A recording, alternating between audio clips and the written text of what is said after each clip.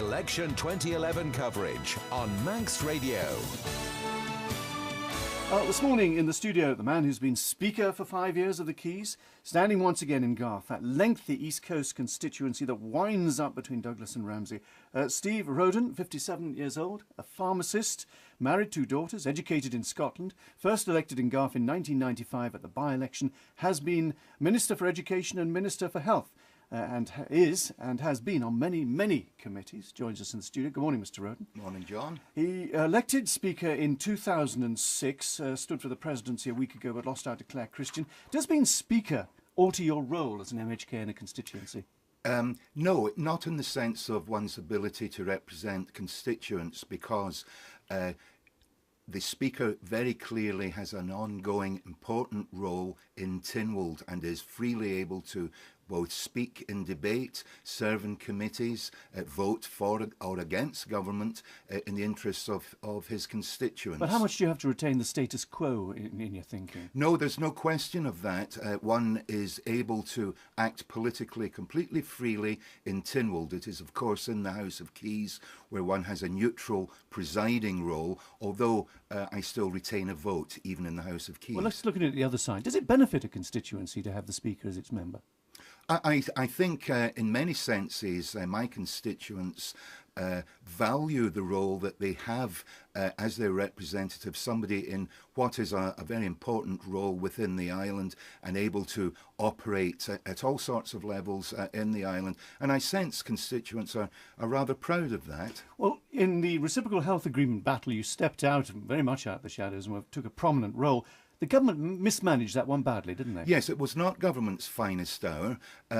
Whatever they may say, the key to unlocking the face-to-face discussions which eventually took place with the new Secretary of State for Health in London to cause the reversal of the agreement was through political pressure at Westminster. Well, our ministers are frightened to confront their ministers. And that pressure at Westminster was brought about by contacts at the highest level from this end, particularly in the shape of Andrew McKinley, who had had a first-name relationship with Andy Burnham and was able to directly confront him on behalf of the Isle of Man government and say, look, before you do anything irrevocable that's unfair to the people of the Isle of Man and people in the UK, for heaven's sake, have a meeting. But once we got to Andy Burnham, things seemed to change. And shouldn't that have happened in the first place? Well, one can argue that because Andy Burnham had been in office for 6 months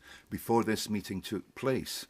And the reason we have politicians and the reason we have telephones is for one to use the other and cut through any deadlock that had arisen, and it clearly had arisen, at officer and civil servant level. We've had Mr Gorn proposing that perhaps the scope of government should now change. You're against privatisation. You don't want wholesale privatisation. I think we have to be very, very careful because there are many services in this country which are hopelessly uneconomic if run by the private sector. So in principle, having government control over such services, such as transport services, the buses and so on, is correct in principle. Now, whether government itself are the right people to run such operations is open to question. Because a lot of people say government operations are very inefficient in a lot of areas. And a lot of it is to do with the structures that we have in place. So, yes, the scope of government and what government itself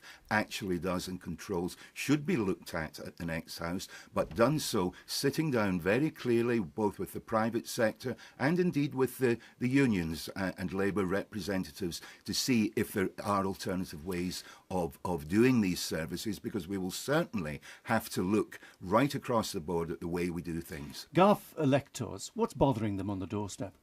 I think the concerns that are felt nationally, concerns for jobs, employment prospects, the direction the Isle of Man economy is going. At a more local level, what's very exciting, particularly in Laxey, is we're taking full part in the new government regeneration initiatives, which will take a little bit of time, but this is something I'm very enthusiastic about because it gives us the opportunity to act across government and with local community in a coordinated fashion to put the resources in where they make the most impact. impact. Just quickly, you're one of the people who brought in the 16 to 17 voting. Did it work last time? Is it going well? Yes, I think that is a hugely exciting innovation. Isle of Man again pioneering social advance of this sort, the way we did votes for women in 1881, and has been copied in a number of other countries. So it's been a success. Mr. Rodan, thank you very much for joining us this morning. It's 8 o'clock.